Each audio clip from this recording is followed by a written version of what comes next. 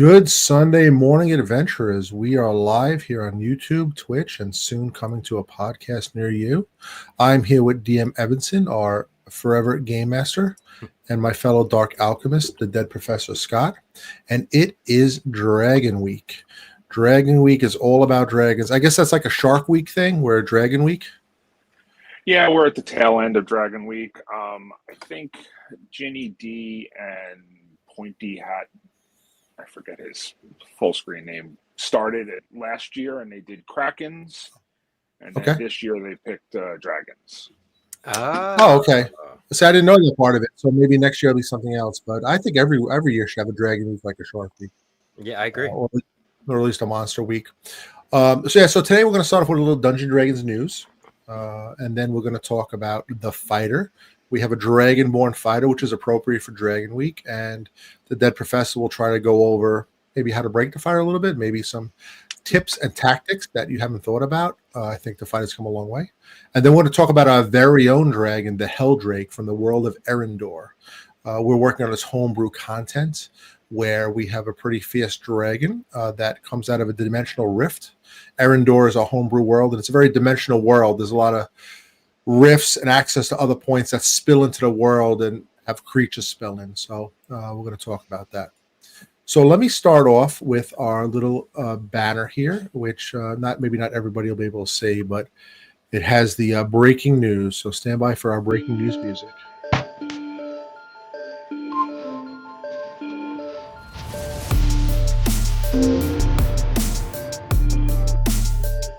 Okay, this week in Dungeons and Dragons news, we have the SRD 5.2 document is out, and that is the Creative Commons license that content creators can now use to create their own content, homebrew, and publish their works. There was a big to-do a couple months ago about maybe close to maybe a year ago now about using the license. So they updated it. They added weapons masteries.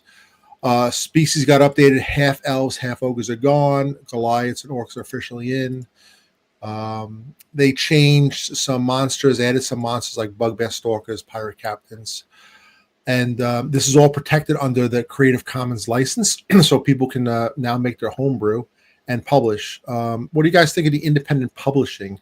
We have a few different books. We bought some stuff along the way. I like it. What do you think of it, Dave? It's everything. It's the backbone of the community. Yeah, I love it. So many great content ideas, all spawn from that. So the more freedom that they have to work within, this this game system is awesome. I think there is some sort of limit. I forget what the number was. If you make more than 750,000 in revenue, then you have to basically, make it your own separate license agreement. But most of the stuff that we buy is smaller scale PDFs. Yeah, online books, some printed published material. And I'm sure if anybody makes that amount, they're not going to be complaining that they got to pay. Correct. But that's cool. Yeah. We just added the Heldrake PDF on our Etsy store. It is a work in progress. I couldn't put it up for $0. I wanted to put it up, just give it away free, and have people talk about it and help us with it, or maybe use it in their own campaign. But the links will be below. We put it up for $1. And you'll be able to go to our Etsy store and get the Heldrake PDF to play test it yourself. We actually haven't play tested it yet. We're not high enough level. It's a pretty big monster. So we'll get to that later. Continuing in the news, Wizards of the Coast dropped their 2024 D&D Errata. Goliaths now have advantage on ability checks, not saving throws. Shields take an action to equip. Clarifications for Grappler, Poisoner, Telekinetic. Some changes to Polymorph and Conjure spells. Tweaks to Baylor's hit points, carrying crawler saves, adjusting dragon spellcasting to once a day. Treasure hoards were fixed. Dave, we were just talking about the grapple as a special action. It's not really in the rules, and it's kind of subject to interpretation. Well, I mean, it's in the rules, but the old edition was you had to make a athletics check. That was the initial attack. Now it's a unarmed strike, because you make a melee attack. So there's been some argument that you could do this as opportunity attack. Some people say, it's still a special attack, but Yeah, it's interesting. I Well, kind of people are still also arguing that you can make opportunity attacks against your allies when they move away from you. And that's clearly not the intention of the rule, sure. Yeah. but it is the actual verbiage, which is a shame that they Sure. didn't correct that, because that just creates all sorts of shenanigans. I guess that opens up for the fact of if they're no longer your ally or something. Well, why would you No, want to make an because opportunity attack against an ally? Would it give you an ability, an extra easy. use or something like that? Because your cleric takes Warcaster, and every time my ally moves away from me, I catch a touch spell on him, which is healing. Okay. Yeah, I got you. So, I mean, or any number of things like that. People are, I don't want to say arguing. People are suggesting that that's what is now allowed in the rules. I disagree. I mean, opportunity attack is meant to be against enemies, not allies. Yeah. Well, I guess that's a dungeon master tip. Make sure you discuss that with your players, and it's your world, so you decide how you want to play that. Maybe you want to allow it, but for the most part, I think we all agree that is not the intention of the rules. And they're also they continue. I mean, they continue to change the rules, and they have these different erratas coming out. So the full errata can be found on D&D Beyond or Beyond D&D. I think I have a link down below, or I will put a link down below, so you just click on that and read it for yourself. And last piece of news is they are launching. This kind of caught my eye. They are launching a new Heroes of the Borderlands starter set, which originally was Keep on the Borderlands, which was from a long time ago, right? That was first or second edition, and it's one of the first ones I've played, and I thought it was a great adventure. Let me pull up that picture for the people can see what the box looks like if you're watching. If you're on the podcast, we'll kind of describe it. So it's a starter box set. We haven't had a starter box set in a long time. The original box was a 1979 Keep on the Borderlands adventure. The new set, Heroes of the Borderlands, features 3 beginner-friendly booklets. It's the Caves of Chaos, the Keep on the Borderlands, and Wilderness. It has a mix-and-match character design system. I think it's kind of card-based. You kind of pull these different cards and put them in front of you, and that creates your character sheet. It does have a quick start guide, even though you can get the free rules on Beyond D&D.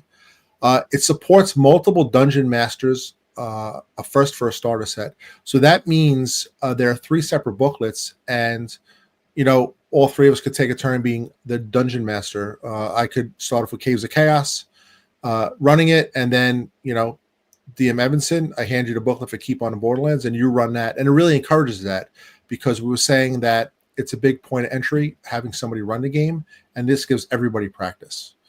Dave, you're stuck as the forever DM. Do you like that, being a forever DM? Do you want to play? I mean, I enjoy it. I play so many other games, RP games, that I kind of get my scratch itch. But I do love that this is kind of designed to open up the DMing skills to everybody, especially with a group that may only have one DM. Luckily, I don't really have that problem with our gaming group. There's plenty of people willing to run. But it's great. I think anytime that you can introduce more people into running games and give the DM a break, or just maybe inspire people into running it, and then now they want to run for another group, and the game grows. So it's great. Yep, I like that. And they kind of released a couple photos online, and they show how you have different cards. You'll have a character card for dwarf, and you'll have cards for equipment, and cards for spells, and cards for magic items, and cards for maps. And it's very easy to kind of lay that all out and see that in front of you. Because when you do a homebrew campaign, you start creating your stuff. There's a lot of note taking. This kind of simplifies it, and hopefully you'll get more people involved in Dungeons and Dragons. That's coming out in 2025. The price is scheduled for $50. We don't know if that's going to be affected by any stuff going on in the world right now. Wizards of the Coast and Hasbro did release a statement that a lot of their printing is done in the U.S. and at other alternative places besides China. So we will see, but it might be affected a little bit. But $50 for a box set with a lot of cards, might be a good entry point. Yeah. So. Absolutely. Moving on to the fighter, we're going to talk about the fighter. So we're going to bring up Dragonborn fighter Valum. since it's Dragon Week, and this is the first time in a long time I've seen somebody really play the fighter class fully. And the fight has come a long way. It was a little boring, I think, in 2014. There wasn't a lot going on. Yeah, there's a lot more now. So getting into the fighter itself, they have, I see Scott is pulling it up here. We have Valum of Clan Draken. Danyan. I can't say Draken Danyan. Yeah, okay. So unpronounceable character name. Yeah. So our character Gil, our player Gil, made Valum for our Age of Secrets campaign, and right now he's a pure fighter and level 5. We're level 5, and why don't Professor? Why don't you take us kind of through some of the features and traits, and a little bit about Valum, the Dragonborn? Sure. So he's a Dragonborn fighter. He is a battle master as his subclass. He's got 18 strength, 17 con. The rest of the stats are across the line. We do roll for stats in our game. So anybody who's looking at these, it's not a standard array. They are rolled, and we all roll them together. He's up to 62 hit points now at 5th level. I don't know if that has any temporaries in it. I don't remember. Nope, he's got no temporary. He's got no modifier from 8 in there now. And then he's got 9 temporary hit points because we have a bard who has inspiring leader, I believe it is now, Dave. Yeah. To give him temporary hit points. We just finished kind of our shopping spree after our last big adventure, and in which he found the +1 battle axe. And he bought Boots of Elvenkind. My character made him a Cloak of Protection, and he has a Sentinel Shield. How is he on attunements? He's got 2 attunement slot open, unlike most of the rest of the group who's getting full up on attunement at level 5, which is going to be the juggling match, I guess, for this game in magic items. What to attune to? I guess it's the big juggling match in general now. Let's take a little stop there for a second. So you have 3 attunements. We are in a high magic world, which is something we all agreed we wanted to do. There are teleportation circles to get across the continent, and there's even mundane magic items like a tea kettle that every day at 4:00 makes brews tea, right? So and that was a gift the professor gave to his mom, right? Your character. So I mean, magic is common, and we wanted that. So, Dave, we were thinking of doing a house rule with attunements and proficiency bonus. Are we going ahead with that? Can you talk about that? Yeah. I believe what was brought up was you get an additional attunement equal to your proficiency bonus for attunement slots. Well, not additional. Our attunement would equal our proficiency bonus, right? That's what I meant. Yeah. It would equal. Yeah. So right now we're in character. We're in line. We have a level 5 proficiency bonus of +3. So 3 attunement slots. And when we go to proficiency 4, we get 1 more attunement, which fits a high magic world. And then you max out at +5, I believe, right? Yeah. Is that level 17? Correct. Yeah. Okay. So we would have a few more slots. Beyond D&D does not account for that. So we'll have to kind of manually account and keep track of the 4th and 5th attunement slot. Yeah. I don't think there's any way to do it in there. It would be nice if there was. There is, I think, a way to do it. I think you can, you could duplicate magic items that don't require attunement. So we could, whatever item we're getting for those 4th and 5th spots, we could make as homebrews that don't require attunement. Or there is some way in the system, because the artificer gets extra attunement. So the system has the capability to do it. I just don't know how it does. Yeah. Okay, well, that's something to look into. But I continue on with the fighter then. So he's got a huge passive in perception that comes from his Sentinel Shield, which gives him advantage, which then rolls into passive perception. He also has advantage on initiative, although it has not worked out well for him. No, it has not. He's got if you keep dropping ones, it doesn't matter, right? Exactly. Fairly traditional fighter skills: animal handling, athletics, intimidation, perception, and survival. I believe he started with the guard background, which gave him savage attacker. If we go to feats and traits,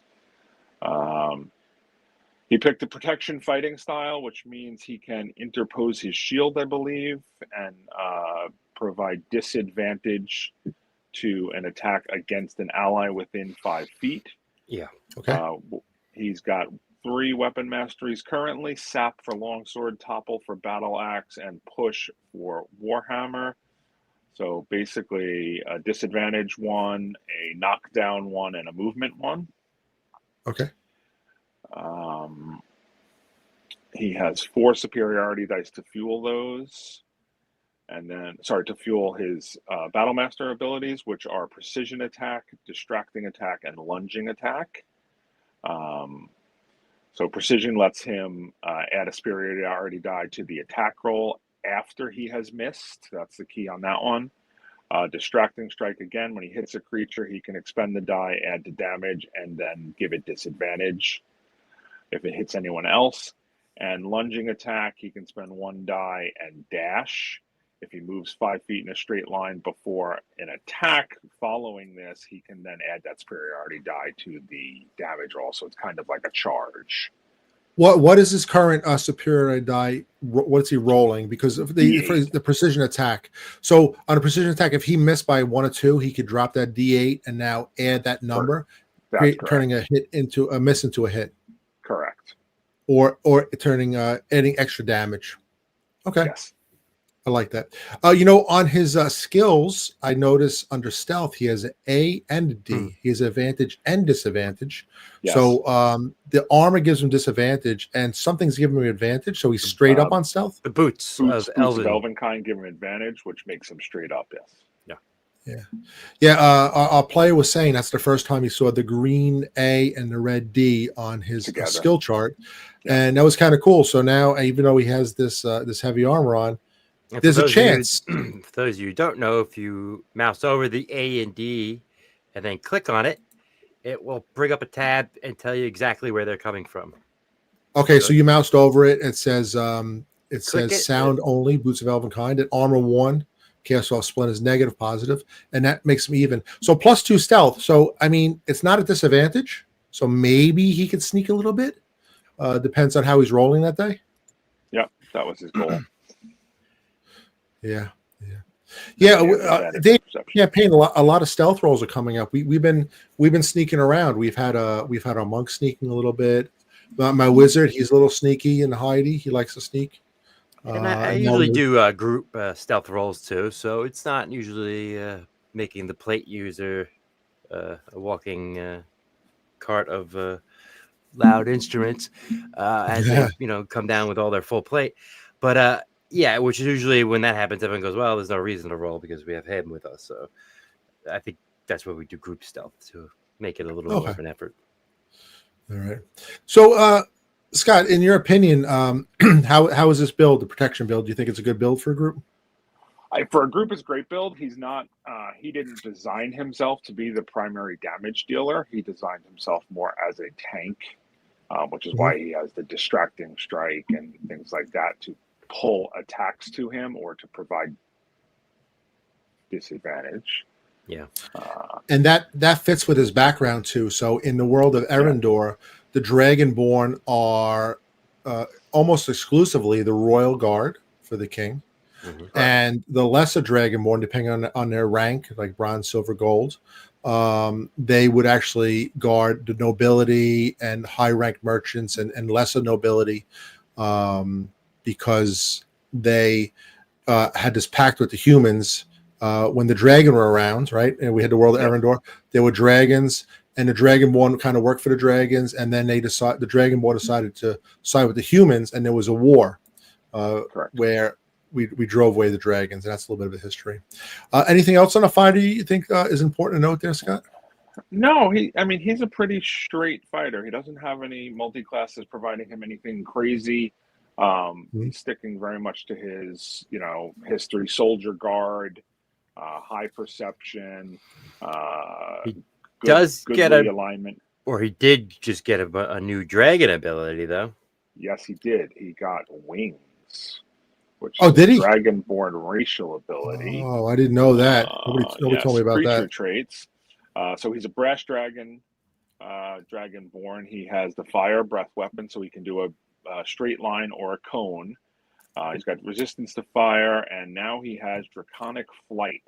Once per long rest as a bonus action, he gains flight for 10 minutes, or until he's incapacitated. During that time, he has fly speed equal to his movement speed. Hell yeah. Okay. So now we have both a flying monk and a flying dragonborn. So Dave, as a dungeon master, how do you think about flying in the game itself? It is annoying. No, it's great. It just makes combat even more complicated because you get to add more flying on both ends. It's great. It's magic. It's got to be part of it. In this case, it's once a day, so it's not awful.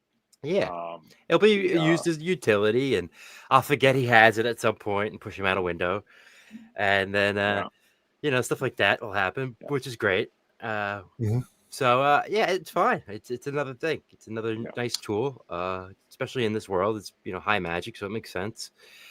But yes, it does make sense. But I was still surprised that the monk was able to find the wing boots. Yeah.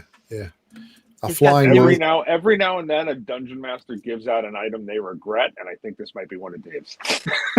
We'll see. New player, you gotta give him something every now and then. That's true. He's a new player, and he's having fun with it. And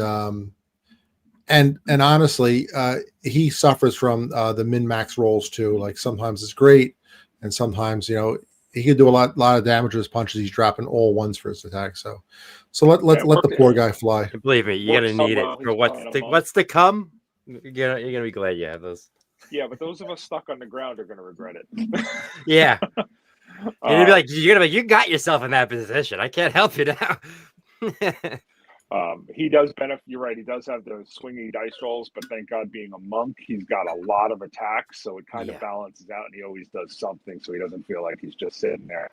I feel bad for our fighter because he's got swingy dice rolls, and he can go 4 or 5 rounds of just I miss. Now he's got 2 attacks, so hopefully that'll switch up for him as well.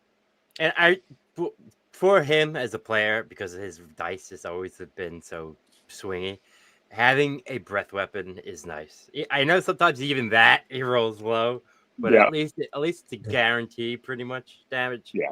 So that is nice. And eventually he'll roll 20 damage. Yeah. I almost forced him to take precision attack. I'm like, look, you have crappy rolls. Get an extra D8 to hit. That's like, enormous. So. Yeah. And having 4 superiority dice per long rest, at least 1 or 2 of those is going to be a miss that he wants to hit, and he's going to use precision attack to do that. Any way to break the class? Anything that you think would be overpowered, Professor, on the fighter? As a anything you would do different?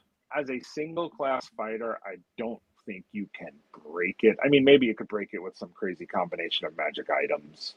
But baseline fighter is a good class now. It's solid. It's got enough versatility.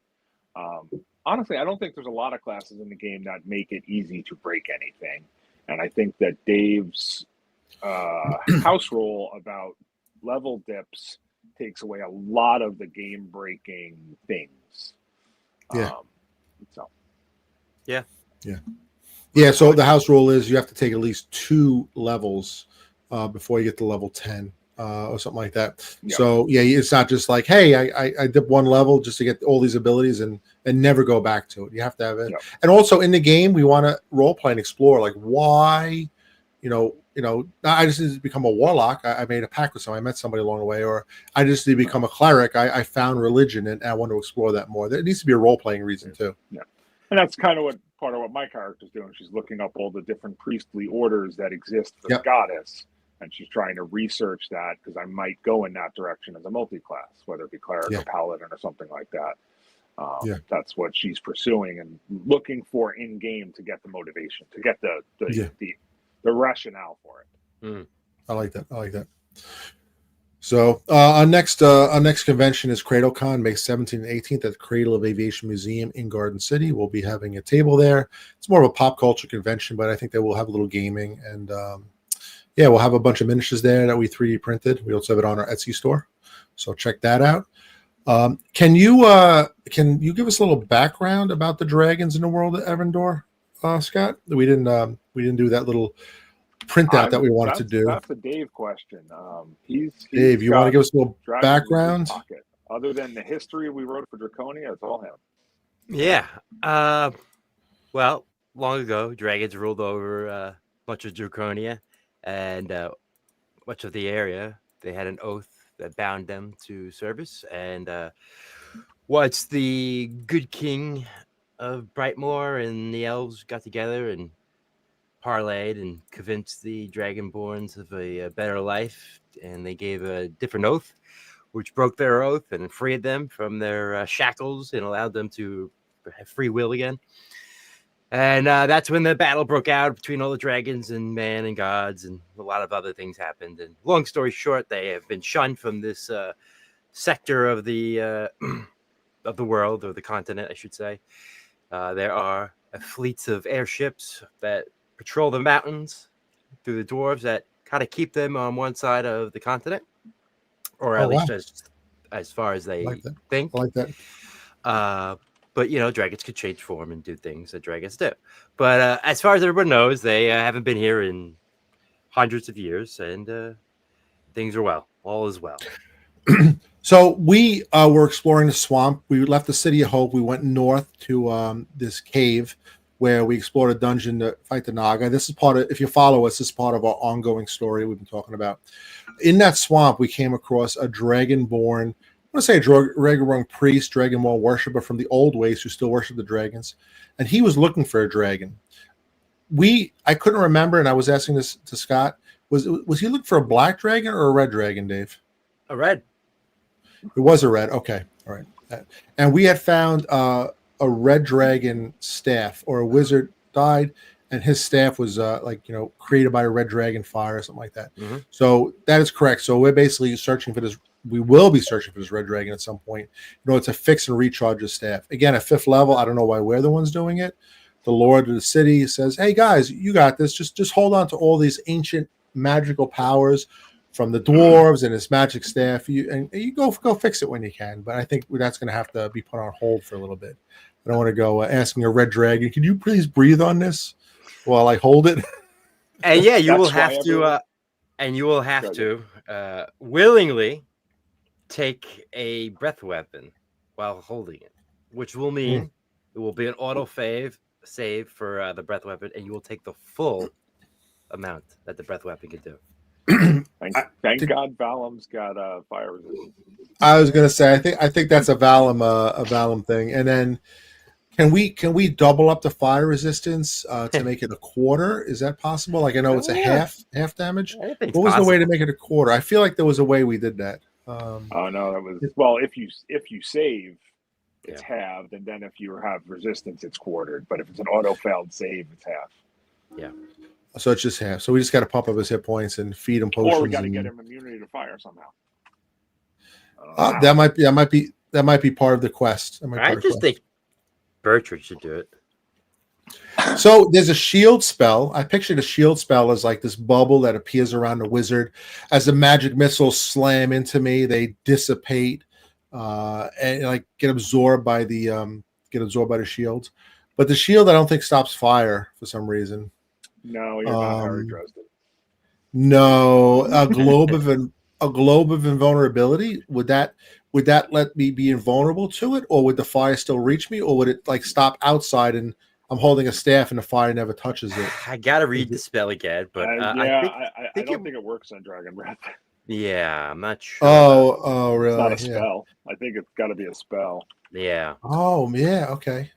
So speaking of dragons, we're in the world of Errandor, which is our homebrew campaign, and in the world of Errandor, north of the city of Lyon, is the Monarch's Forest, also known as the Veilbreak Forest, and this forest has been there for a very, very long time, and a lot of magical energy and emanations come from there for some unknown reason, or known only to the game master, and it's one of the secrets of the world. Every good world should have a secret. This is one of the secrets of this world. And at some point, a Helldrake came out. Oh, thank you for putting on that map. Yeah. So So you can see if you're following along and watching, you can see the Monarch's Forest in the world of Erendor. And in the middle is a place called the Candle, which is a magical fortress that directs this magical energy up into the sky. And at some point, Heldrakes have appeared, and a Heldrake is a gargantuan, fiendish dragon from our world. And the way it was defeated in the beginning, that a lion came, or a celestial creature called Leon came, and it had radiant powers. And these radiant powers were able to defeat the Heldrake. But Heldrakes still appear. And I just want to tell you a little bit about the Heldrake lair background, because this kind of affects where the Heldrake appears. Now, most dragons' lairs are a known location. You might have a green dragon in a swamp. You might have a red dragon lair in the mountains near a volcano. And those lairs are permanent fixed locations. So the Heldrake's lair appears from a rift. So when a Heldrake tears its way into the world, it leaves behind more than ruin. It leaves a wound. A rift rides through the gaps, becomes wide and festers, spilling raw magic and corruption into the world. Yet the rift does not only tear open where one might expect. It might rip open in the sky directly above a band of unfortunate adventurers, or it could open hundreds of miles away, or be deep within a monarch's forest, or across the far reaches of the wilds. Wherever it forms, the rift remains bound by the Heldrake's existence, pulsing in time with the monster's heart, seeping planular corruption into the world until either the beast is slain or the land itself collapses. So this gives the dungeon master an option to create a rift wherever he wants. Once it's created, it's permanently in that location until the beast dies, or it gets absorbed by the land and kind of corrupts that area. And that's considered the lair. So, but that being said, let's kind of go over this level 24, the CR24 monster. It's a gargantuan dragon fiend. It has some of the stats of a red dragon, ancient red dragon, AC 22, 585 hit points, a fly speed of 120. So we did give it vulnerability to radiant damage. So Dave, how do you think the radiant vulnerability balances with the rest of the stats, like the super high hit points and the high arm class, and the resistance, the legendary resistance to advantage of saving throws on magical spells or effects? Yeah, that's good. The legendary resistance is definitely needed, especially for anything that high level. Dealing with anyone that high level, you need definitely needs the resistances to deal with these high level players. The vulnerability is nice because of the damage output. If you increase it a little bit to match an ancient red dragon at a similar CR 24 level is doing equivalent damage, though the HP isn't high. It's much significant on this, but that makes sense because of the vulnerability. So though he may do a lot more damage, if he keeps recharging his breath weapon, he is much more vulnerable, which will take him down just as fast as a normal dragon would. So I like it. We gave him a strength 30, con of 28. The other stats are 18 or below. Has a high perception, like all dragons. Immune to charm, fright, and poisoned. Immune to fire and poison. Like I said, vulnerable to radiant. It has blind sight and dark vision. No true sight, though. So you could be invisible, although I guess you could be attacked by the blind sight. Does that rule sound right to you, Scott? If somebody's invisible, how does a blind sight work? Blind sight lets them see invisible. Okay, it does. So, all right. So you don't need the true sight. Speaks draconian, infernal, and abysmal. So the traits, we have the standard legendary resistance. We have the advantage of saving throws against spells and effects. The Heldrake's weapon attacks are magical. So does that come into play? Too much magical attacks, Dave, in a 5th edition? Yeah, there's a lot that ignores non-magical attacks. So yeah, okay. I think 2024 lowered it. Yeah. It was very common in 2014. Things needed magic to hit, but looking through the monster manual, I don't think I found a monster that requires a magic weapon to hit, because the previous version of resistance to bludgeoning, piercing, and slashing was usually, unless it was a magic weapon, and that caveat is gone now. So even if you have resistance to slashing, it's resistant to slashing normal or slashing magical. Okay, but certain creatures are immune to non-magical weapons or non-magical attacks. I couldn't find one in the 2024. Oh, really? Okay, I thought maybe somebody the undead were. Even lycanthropes lost their vulnerability to silver and stuff like that. I don't know why, but they did. Yeah, I guess the closest thing would be like the constructs, right? They had all the vulnerabilities to magic, non-magical attacks. I don't think they have it anymore. No, I think the Iron Golem doesn't. It just has immunities, straight immunities. So that'd be more of a dungeon master thing. Maybe in your campaign, a specific creature might have a resistance to a non-magic weapon, and I kind of like that. I kind of like coming across a specific creature. We talked about this previously with the Naga. They took away Dominate Person. It was important to Dave's campaign that the Naga had it, so he put it back in. So I would love to, come across a werewolf and, I maybe stab it with a dagger and you're like, oh, it doesn't seem to do as much damage. It makes sense. And you could make a whole adventure around, needing a silver weapon. You can always add that back in if it's flavor for you. I mean, all my enemies are, modded to tweak to some extent. I love that. Nothing I hate more is a player running in the room and being like, "Oh, that's a goblin. He's got 8 hit points. 1 attack will do it, and he's got 0 to a deck save. So therefore, it's like, whoa. You don't know this guy." Even after all these years, I still want to be surprised a little bit. I want things to be a little bit different. In my world, this creature has this. It doesn't say that in the rules. Well, in this world, it's a little bit different. Yeah. Otherwise you're not scared of anything because you're like, I know exactly what I'm dealing with. So statistically, I'm always better. On that magic resistance, in 2014, a werewolf had damage immunity to bludgeoning, piercing, slashing from non-magical attacks that aren't silvered. Mm-hmm. And in 2024, that is entirely gone. Okay. They don't have any damage immunity now. So werewolves are now affected by normal weapons, according to the DM's guide. Yeah, which I don't doesn't make sense to anyone. Well, it doesn't make sense to anyone who's been playing for 20 years where they were always immune to normal weapons. Or really just like any werewolf lore, right? Where they or at least take more damage, Right. They're vulnerable to silver. Yeah. So continuing with the Helldrake, we have one of the traits is Reality Warp Aura, 60-foot radius. The Helldrake warps reality around it. The area within 60 feet of the Helldrake is difficult terrain. All creatures within the aura must succeed a DC 20 Wisdom throw at the start of their turn or be disoriented. Mm-hmm. That's moving half speed and have disadvantage on attack rolls and ability checks until the start of the next turn. So Dave, the monsters, the characters fighting this monster will probably be level 17 or above, I imagine.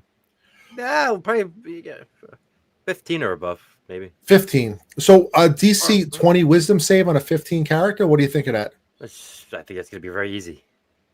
I don't know. Okay. Your average, let's go back and look at Valum. He's got a +1 to his, he's got a +3, which is proficiency bonus. No, he's not proficient. So he's got a +1 for his wisdom, and that will never go up. Yeah. If he's standing next to a paladin, maybe he might. Well, I'm just saying it's by himself. Yeah, I'm thinking party dynamic of a paladin and spells and buffs and magic items. I mean, if you're raw dogging a 15 level character with no magic weapons and you face he might have +2 from a ring of protection or something like that at that point. But I think a 20 is a tough number for your average wisdom character. But a well-geared party would be okay, but straight out of the box. The party will be okay, but one or two characters are going to suffer from this. Yeah. Almost. Oh yeah. So Dave, let me ask you this.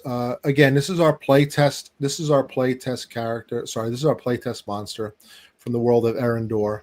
It is the Helldrake, and we have a PDF for $1. I would have put it at $0, but it's on Etsy, but it wouldn't let me, so it's $1. So this is a work in progress. We want to eventually fight this as part of the world history. That being said, the reality warp aura, it says half movement within 60 feet. Do you think this would affect somebody flying? Yes. What would you say as a game Yeah, master? because it's warping reality as you know Yeah. it. Yes, it's not a It doesn't say like mud or quicksand or anything like that. exactly. It doesn't say it changes the terrain on the ground or Right. it's reality. So it's everything. It's everything around you. So yeah, the air, a whole field. Cool. I like that. Yeah. So we gave it a hatred of radiance. The Heldrake harbors an intense hatred for radiant magic. When a creature casts a spell that deals radiant damage within 120 feet of the Heldrake will prioritize attacking that creature. I mean, it's going to go after him or her, and it offers advantage on attack rolls against creatures wielding radiant magic. That's because it's vulnerable to it. So we wanted to say it's going to go after you because it hates you. Mm-hmm. Yeah, we got to figure out the phraseology for that second part, wielding radiant magic, because that's every cleric all the time, every paladin all the time. I mean, almost every spellcaster can cast a radiant spell. Yeah, so it's got to be like the round after it casts a spell dealing radiant damage or something like that. Yeah. Okay, I'll put a little. We'll do some live editing here. Note, adjust text. We need to adjust that. Yeah, I like that. So the round after. So that would help the dungeon master say, okay, somebody cast a guarding bolt, and now I'm going after you. The Helldrake can fly 120. Right. Yeah. If he can get to you, it's gonna swipe at you. And in Shadowrun, a similar thing they have is spirits have you could take a negative quality. It's like a spirit bane, so spirits hate you. So like when you're just in a certain area, they're like, oh, who's that? We gotta get rid of that guy. So cool. It's a very similar thing, which I like. They don't really have that in this game. So having something that triggers because of a type of magic that makes them aggravated is awesome. I think when you make your own creatures, you want to add that extra flavor text or that extra kind of story. And we were, we've been working this for a little bit, and we were brainstorming last night for Dragon Week, trying to figure out what would make this interesting, what would make it, scary for somebody who's wielding radiant magic. Yeah. So the attack actions we gave it are the Helldrake makes 3 attacks, 1 bite and 2 claw attacks, and it can replace a bite attack with a tail attack. The bite is plus 18 to hit, 15 feet, 60, 10 plus 10 piercing, plus a 48 necrotic. So it's a combination because it is a creature from another realm. The claw attacks are plus 18 to hit, 10-foot reach, 1 target, 48 plus 10 slashing. That's a 30 average. The replacement attack is a tail attack, plus 18 to hit. Reach is 20 feet, 1 target. 4d10 plus 10 bludgeoning, and the target must succeed a DC 24 strength save or be knocked prone. Just give them the prone condition. We have the breath weapon, and Scott, the dead professor, and myself, we were going this last night, and then I read it to our dungeon master Evanson maybe an hour ago, and he wanted to adjust it. He made a good point that we didn't discuss last night, Scott. It has a recharge of 5 or 6, like all breath weapons or most breath weapons. And if you're not rolling well, the Helldrake might only get 1 attack off, so we kind of up the damage. The Helldrake exhales a cone of molten fire and necrotic energy in a 60-foot cone, a little shorter range. Each creature in the area must make a DC 24 dexterity saving throw, taking 80 or 10d12 fire damage plus 18 3d12 necrotic damage on a failed save, or half as much as successful. The terrain becomes molten and difficult ground for 1 minute after the breath weapon is used. So that's a 60-foot cone, and that's not the whole area. We're saying the ground turns molten. So that would just be for non-flying creatures. Yeah, that's awesome. I love that. Yeah, the only reason with the damage increase was the argument was a CR 24 Ancient Red does 26d6. Right. Well, that's what we did last night. We said 26d6, and this was 13d12. It's effectively the same. Yeah. And this has the advantage of being 2 damage types, which you can't that is have resistance against fire and half it all. Yeah. So the breath weapon might be work in progress. We'll see how it goes. At some point, we'll play test and film the the Heldrake fighting group adventurers, and the Heldrake fighting the lion himself, Leon. Is the Helldrake a spellcaster? No. This Heldrake is not a spellcaster. It's probably What do you another think of reason that? why I'd bust the damage, because a red dragon, if he uses breath weapon and never rolls a 5 or 6 for the rest of the combat, at least he's got spells to fall back on. So I like the damage increase just for that alone. Yeah. Any ideas, since we're brainstorming here, or I don't know if anybody's commenting, any brainstorming on having a recharge being a 4 to 6? Is that too powerful? 50-50? Yeah, no, I like it where it is, because you can always just say, "Hey, look, I rolled a." If you really want it, you could just say you rolled it. That's true. You can fudge behind the screen. I mean, all the breath weapons are 5-6, and I think that'd be a little bit too much, just because it'd be like almost 50-50 at that point. Yeah, I don't know. What do you think, Scott? No, I think 5 to 6 is the right number. I think it stays consistent with everything. Yeah. And it was meant. It doesn't have spell casting because it's meant to be a little more feral. Yeah.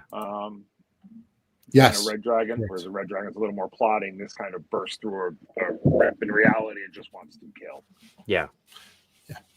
So we have the legendary actions for the Helldrake. The Helldrake can take 3 legendary actions, choosing from the options below. Only 1 legendary action be used each at a time, and only after the end of another creature's turn. The Helldrake regains spent legendary actions at the start of its turn. Tail grapple. The Helldrake makes a grapple attack with its tail.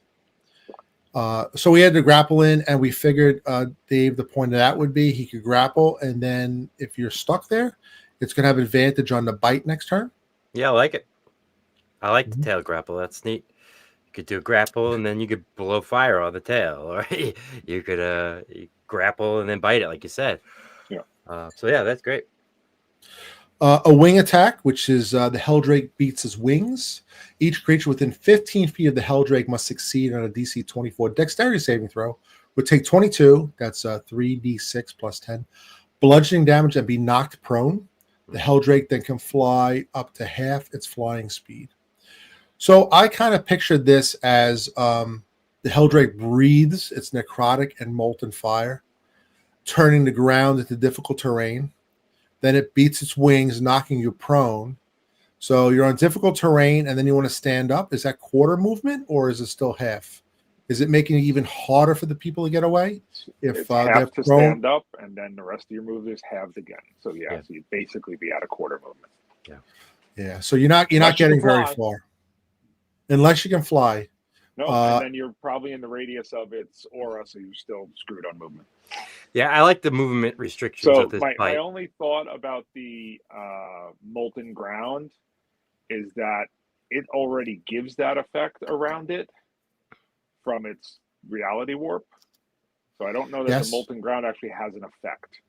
Yeah, you would have to put molten grab does fire damage, and then you could do sustaining damage, like D6 or D10 fire damage while you're in that area of effect or something like that. Yeah, because the reality rip already causes it. Yeah, but again, this is just play testing it. Okay, so reality rip. So we're saying that the let's see here. Now, maybe you don't do maybe you keep both, because the reality rip is 3 legendary actions to do it, and it's true. Yeah. Reality rip is 3 legendary actions. Yeah. Okay. Yeah. So that was a wing attack. Going on to the let's go on to the reality rip. If you wanted to add maybe you could just add instead of the fire damage, maybe just put it as they're pushed back and not prone. Actually, I wasn't talking about the reality rip, Roy. The aura it has the aura it is already causing difficult ground, so the breath weapon doesn't really have an effect. Maybe some sustained fire damage. I like that. So okay, we'll revisit that. So the 3 action cost is reality rip, and he only has 3 legendary actions per full round of combat, right? So this is a big one. The Helldrake tears open a rift in reality, targeting 1 creature within 120 feet. So just 1 creature gets targeted, but it has a long range. The creature must succeed a DC 22 Charisma saving throw or be banished to an alternate plane of existence. such as the Shadowfell of the Far Realm or wherever this Helldrake came from, for 1 minute. That's going to be 10 rounds of combat. The banished creature must take a DC 22 Wisdom saving throw at the end of each of their turns. A success ends the effect. So we don't have spells, but we are giving the Helldrake a banishment. And that could change the course of a party if you have a healer or a spellcaster or somebody giving bonus to the saves, you take them out of action. Do you like that, Dave? I do. I like it. It's neat. Something a little different, a little crowd control. It's thematic. It goes with the creature. Yeah. Yep. It's a good way to start a fight too, because it's 3 action points, so you could just like do that right away and then hopefully survive. And they have a chance to come back. They get to roll each round. I mean, it sucks to kind of sit out of combat for a minute, but I don't know DC, what you mean. A couple of times the dead professor ended up out of combat. He got pushed away and ran away and sent away in multiple game systems, I think. So we talked about the lair action. I read the lair action background. And again, this lair can appear wherever is important for the game master. It can be right above the party. It can be right outside the city or a town. It can be in the middle of the woods. It might be a place that the party goes to try to close the rift, thereby also, dispelling or banishing or killing the Helldrake. We don't know how, but you would have to do an Arcana check or maybe some research that this rift is open. We have to close it. But that being said, if you were near the lair, we actually didn't put a range. I think most lairs are maybe a mile. I have to double check that. It sounds right. Yeah, so within a mile of this rift, or we'll determine that. That's something we're still working on. On initiative count 20, losing initiative ties, the Helldrake takes a lair action to cause one of the following effects. We have more reality stuff, a reality fracture. The area around the lair warps, and creatures within 120 feet of the rift must succeed a DC 22 Wisdom saving throw or take 27, that's 6d8, psychic damage as the fabric of reality bends and cracks. So that's a different damage type. A lot of people don't have resistance to psychic, which is nice. An infernal summons. The Helldrake summons 1d4 bone devils to fight alongside it. These creatures remain until destroyed or the Helldrake is slain. So we kind of picked bone devils arbitrarily just to have a creature from another dimension. I don't know if I want to change that, Dave, to fit something more reality warping or flying. Do you have any ideas of what creature might go along with the a dragon, or would the bone devils kind of make decent servants that it would kind of order around to do its bidding? Yeah, I'm not sure about the bone devils. What about you, Professor? Would you like the idea of a flying creature, or like there was a movie called Cloverfield where there was this big monster and these other monsters fell off it and they were kind of like going around scout and killing and dragging people. What is this creature type of this? It's and infernal. Yeah. So we kind of assigned this as a gargantuan dragon fiend. So it's not a devil. I'm going to say it's a devil. Yeah, it's more like a devil dragon. We not wanted. A demon. No, Right. I think in my mind when I was kind of creating this, I had more of the idea of a devil, and even like the initial artwork we're coming up with and we're still experimenting with. We wanted more like, if you see the picture, I'll describe it if you're on a podcast. We have a large dragon face, but with like these large horns, red body, red wings, blackened horns, spikes. And it has more of like a classical devil look than even though the dragon face is shaped like a dragon, it does have like a devilish kind of Balrog look to it. And that's kind of the effect we wanted. I mean, I kind of like the idea of some sort of like devils running along the grounds, doing their work, and characters being able to engage them underground. If you had 1 to 4 more flying creatures, that might be a lot to keep track of, and also might be quite annoying. No, challenging for the that's not adventurers. too bad. That's not too bad. Especially if you put a cap on the layer actions. Like the first one does a lot of damage way more damage than most layer actions. So Okay. if you did that as like a once per day layer action, it wouldn't Oh, I be like too that. I bad. like that. Yep. The and then maybe the bone one you could be. It says it's only a D4 and there's CR9. You could do that maybe 2D4. You know what I mean? If you're gonna do it once per day or something similar, because an extra 4 is a little bit of a speed bump. So, I mean, they only have they have about 140 hit points each, but they're AC 19. They're not too bad. They're good. They're good speed bump. Are they the best for his minions? Is a different question. Bone devils are very driven by hate and the envy. They're always kind of looking to like climb the promotion ladder in that environment.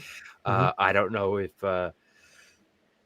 I guess he would. If he's a devil, he has power to give out promotions equivalently.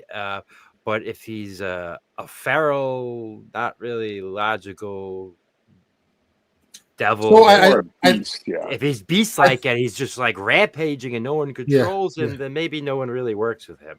Yeah. Maybe the beasts So are feral too. I think the answer would be is using the bone devil as a template to come up kind of with our own feral creature that it would summon. So that would be something maybe to work on.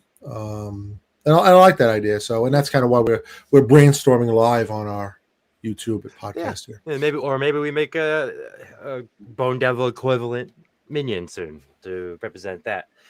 And Correct. We'll make his little layer action minions. Yeah, there is a draconian type of devil in Okay, I didn't reach into that. Abishai or something like that. Yeah, I feel like there was too. Yeah. Yeah, we could look into something like that or making our own version of those. Yeah. So the last layer action. So we'll probably make the infernal summons once per day. Maybe up it to some sort of devil-like draconian creature. Or maybe a draconian creature, even like again brainstorming. Maybe has a limited flight or like kind of like a jump, like limited wings, and maybe these things eventually grow into Heldrakes, like kind of baby Heldrakes. So I think once a day would be good for that, especially since, like you said, the damage output on a reality fracture is a little bit higher. So the last layer action is Necrotic Pulse. And this is a shorter range. The reality fracture is 120 feet. The necrotic pulse is 60 feet. A wave of necrotic energy erupts from the Helldrake's rift. That's his lair. Each creature of the Helldrake's choice within 60 feet, so it can pick and choose, and it can protect its own minions, must make a DC 22 Constitution savings throw. Taking 45, that's 10d8 necrotic damage on a failed save and half as much on a successful one. So again, it just goes along with the necrotic. We have fire, necrotic damage, a little bit of psychic damage. We have a lot of pulse damage in this area, and it just shows the danger of getting close to a rift in reality in this world. Yeah, I don't think there's anything wrong with that. Yeah, I like it. So that's our little Dragon Week recap. Well, we know what we need now. What's that? We need a mini. Yes. We need a miniature for this because you guys need to fight it. At some point, we need to do a side thing where we have 3-4 of you fight this thing just to test it out. Yeah. I mean, we have some dragon miniatures we could paint up in this style and kind of kit bash them. One of my goals as the channel grows and we have some streams of income would be to actually hire a creator to make this STL file and offer it to our viewers maybe for free. Like, you can download this STL and just be able to share, these character templates and these creature templates on PDF with people. Then they create and add to their own game. I think that'd be a fun thing. If you're an artist out there who does, cartography or 3D modeling, reach out. I got some work for you. Yeah. So Dave, anything to add for Dragon Week? Any other dragon wisdom? Any other dragons that you like in the world of Dungeons and Dragons, or any great stories about dragons?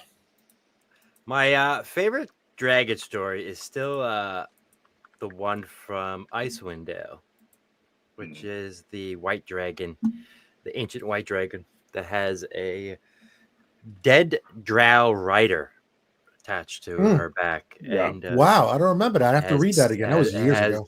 Has Stockholm syndrome from a captured drow who had it captured for such a long time.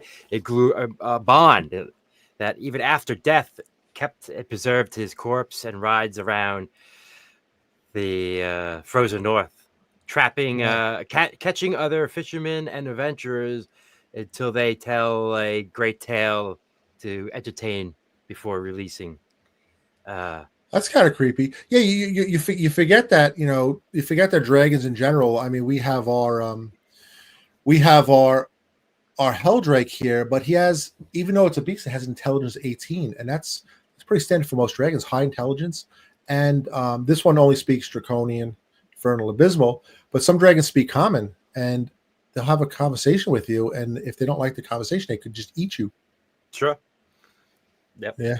Well, the most fun part about the story is there was a writer who wrote about this incident of the Stockholm syndrome and how she was being kept there against her will, and she found out that this person was writing said story and flew all the way to Baldur's Gate, ripped off the roof of his house, pulled him out, flew him back, made him rewrite the story in her eyes, and dropped them back off. What? That is nuts. That is nuts. And I was like, and all that information is like a DM note, and then it's like, and back to the story. Like, you'll never tell the players this. Like, it was like such a information only for the DM to read. And I was like, oh my god. I was like, how do I put that in the story? Like, you have to like shoehorn it in. I was like, that's so fun. Some of the D&D stories, and they only made a couple of movies and cartoons and stuff. Some of the D&D stories are just so much better than anything that's coming out now. Like that one blurb could be a whole movie. Oh yeah, about this dragon and the writing and from the point of view of the original story and telling. Yeah. The modules and we call those books, we call modules, the adventure books. The storyboarding and the writing in there over the past how many years is now? Past 50 years. It's just so much. I don't know why Hasbro and Wizards of the Coast or Hollywood hasn't jumped on it more. And they make things so cartoony. There's so many little Easter egg things like that throughout. And so many, even horror wise, there's so many horror adventures that are just, some of the stuff that comes around is just horrifying. There's different hags and turning children into meat pies and all the undead and the stuff that can happen to you getting dissolved by a gelatinous cube, and we just make great movie content. Yeah. Professor, do you have any last parting words or any favorite dragon stories yourself, or from movies, or from books? Honestly, in all my years of playing, we've so rarely fought dragons. I mean, we fought one in Dave's game, and we got our asses handed to us in the first 5 minutes of it. But I had a mean rider also. But they're so rare, and I think it's part of what I appreciate about them. I mean, the adventure you ran last, Roy, we had Ember Chad, the oversized dragon that couldn't escape, but that was really all role play. We ended up working for the dragon because they wanted out. Oh yeah, that's right. Well, it looks like you found the dragon mini already. Yeah. I gotta check it out too. We'll put that up. We'll put that up next week, and maybe we'll get the painting on it. We have some painters that we're working with, some friends, but we just have so much to paint that it's hard to get through. I know. I did the clone Bob. Yeah. Yeah, we need another Bob. So, so once again, our next show is CradleCon, Cradle of Aviation, May 17th, 18th. We'll be having a table there. You can find the miniatures. You can follow Dark Alchemy, myself, at Instagram at Dark Alchemy Ltd, Dark Alchemy Limited. You can follow Dave at DM_Evanson on Instagram and on Twitch. Adventure Still Wanted. Subscribe today. Please help our channel grow. And you can check out our Etsy store where we have the Helldrake playtest PDF. Or you can just send us an email at Gmail, Dark Alchemy Limited, and give us your ideas for the Helldrake, and we'll keep developing this. Eventually, we'll have a final version, and if we take one of your ideas, we'll give you some credit. And we're gonna have to live stream us playtesting it eventually. Yes. Oh yeah. So we got to start live streaming. Oh, Dave, parting comments. You mentioned this before. I'm just thinking of it now. It's Dragon Week, and the Dragon module for Wizards of the Coast Hasbro has not come out to delve into dragons. There, the 12 adventures. This would have been a good week for it, but maybe nobody notified them that it was Dragon Week. Probably. Yeah, there would have been yeah, it's July. It doesn't come out till, so it's pre-order. So yeah, it would have been perfect timing for Dragon Week. Just oh well. And after we're done with all our busy week setting up at our friend shop Brothers Grimm, where we'll be having some of our miniatures for sale, we're going to work on the actual one shots we're going to be running and posting those videos too. So that's the next big mission. Sounds good. Well, thank you for joining me, DM Evanson, once again, and my fellow Dark Alchemist, the Dead Professor Scott. And we'll be on next Sunday with I don't know what it's going to be. Depends how much content we get on Wednesday. If there's any combat and fighting, we'll have a creature review. Otherwise, we'll break down another character class and take a look at another one of our characters. Excellent. Yep. All right, guys. Have a great Sunday. Have a good one. Until next time.